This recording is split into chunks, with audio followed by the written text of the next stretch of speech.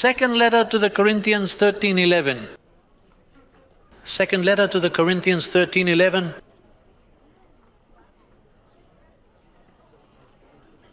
Second letter to the Corinthians chapter 13, verse 11.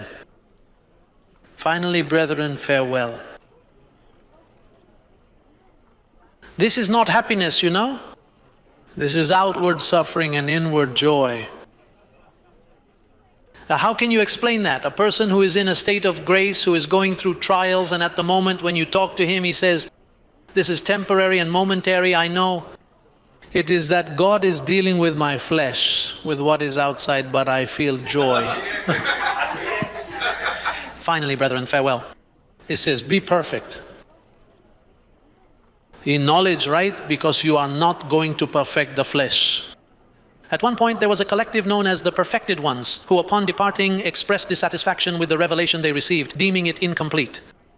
They said that I was left behind with the revelation. According to them, it seems that I forgot to pray for several weeks and the revelation left me. And then they came out of here and they called themselves the perfected ones. So they were saying, perfected, brother, perfected. They did not say blessed, but perfected. And they went and got so perfected that they disappeared.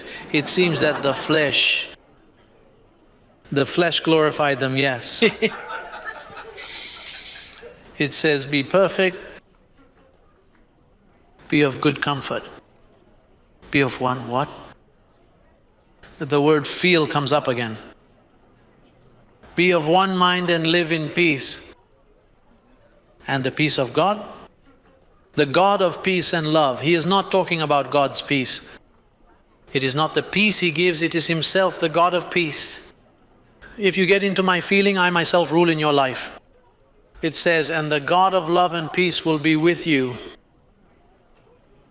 Well, the last verse we're going to look at is first letter to the Corinthians chapter 1 to finish. The first letter to the Corinthians chapter 1, which we have read so many times and which now fits this subject perfectly.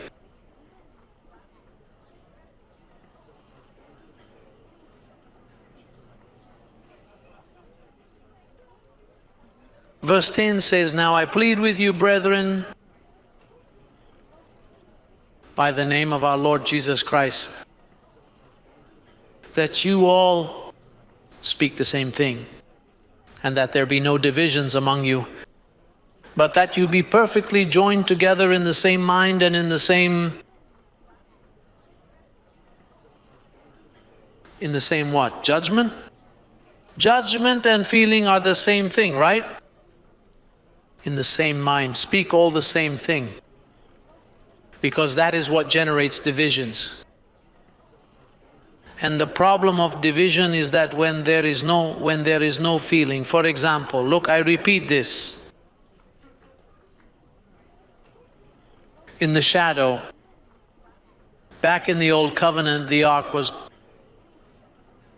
the defense of Moses and the people. Don't you see that while they were in unity, the ark sent them manna from heaven, they ate. They were healthy, they had the same clothes, and they were not damaged. Well, even though the ark was there, the ark worked with attitude. Say, attitude. Attitude is to feel with the attitude of the people. And then once the people began to divide, and Chloe's people began to generate strife and divisions to such an extent that God allowed the Philistines to steal the ark from them.